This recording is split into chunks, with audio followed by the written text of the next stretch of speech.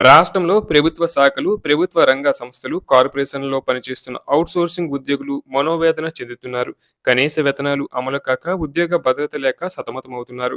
Supreme court ఉత్తర్వుల ప్రకారం సమాన పనికి సమాన వేతనం అమలు కావడం లేదు. రాష్ట్రంలో సుమారు 5,00,000కు పైగా ఔట్‌సోర్సింగ్ ఉద్యోగులున్నారు. ప్రభుత్వం నెలకు ఒక్కొక్కరికి 30,000 వేతనం చొప్పున ఏజెన్సీలకు చెల్లిస్తుంది. ఆ ఏజెన్సీలు 4-6% కమిషన్ తీసుకుంటున్నాయి.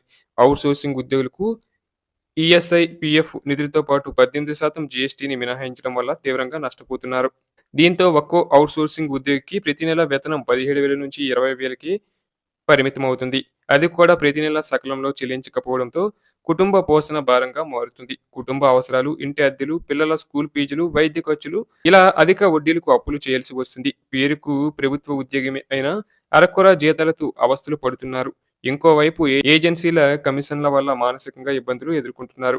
ఏజెన్సీ విధానాన్ని రద్దు చేసి ప్రభుత్వం ఔట్‌సోర్సింగ్ ఉద్యోగుల కార్పొరేషన్‌ను ఏర్పాటు చేయాలని డిమాండ్ చేస్తున్నారు. ఉద్యోగ భద్రత, ఆరోగ్య భద్రత కల్పిస్తూ ఆరోగ్య కార్డులను మంజూరు చేయాలని కోరుచున్నారు.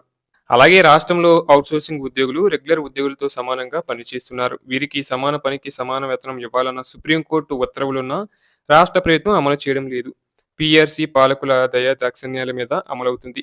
సమాన పనికి సమాన వేతనం ఇవ్వకపోవడంతో ఏటా 1000 ఇంక్రిమెంట్ ఇవ్వాలని ఔట్‌సోర్సింగ్ ఉద్యోగులు ప్రభుత్వాన్ని కోరుచున్నారు. అదేవిధంగా మహిళా ఔట్‌సోర్సింగ్ ఉద్యోగులకు వేతనంతో కూడిన 180 రోజుల ప్రసూతి సెలవులను కొన్ని ఏజెన్సీలు అమలు చేయడం లేదు. దీంతో వారు ఉద్యోగులను కోల్పోవలసి వస్తుంది. అందుకే ఔట్‌సోర్సింగ్ ఉద్యోగులకు ఉద్యోగ భద్రత కల్పించడంతో పాటు రెగ్యులరైజ్ చేయాలని డిమాండ్ చేస్తున్నారు. ఔట్‌సోర్సింగ్ ఉద్యోగుల సమస్యలను పరిష్కరిస్తామంటూ రాజకీయ పార్టీలు హామీలిస్తూ వారిని రాజకీయంగా వాడుకుంటున్నాయి. అధికారంలోకి వచ్చాక విమర్శిస్తున్నాయి.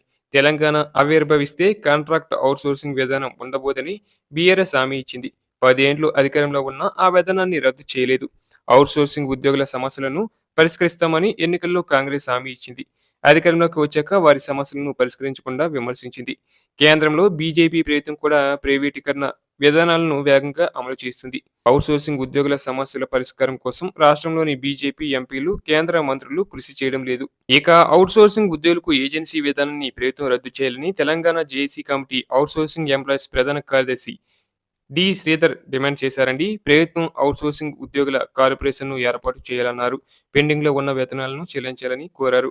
అన్యాయంగా తొలగించిన ఔట్‌సోర్సింగ్ ఉద్యోగులను తిరిగి విధుల్లోకి తీసుకోవాలని అన్నారు. ఉద్యోగ భద్రత కల్పించాలని చెప్పారు. సుప్రీంకోర్టు ఇచ్చిన ఉత్తర్వుల ప్రకారం సమాన పనికి సమాన వేతనం చెల్లించాలని కోరారు.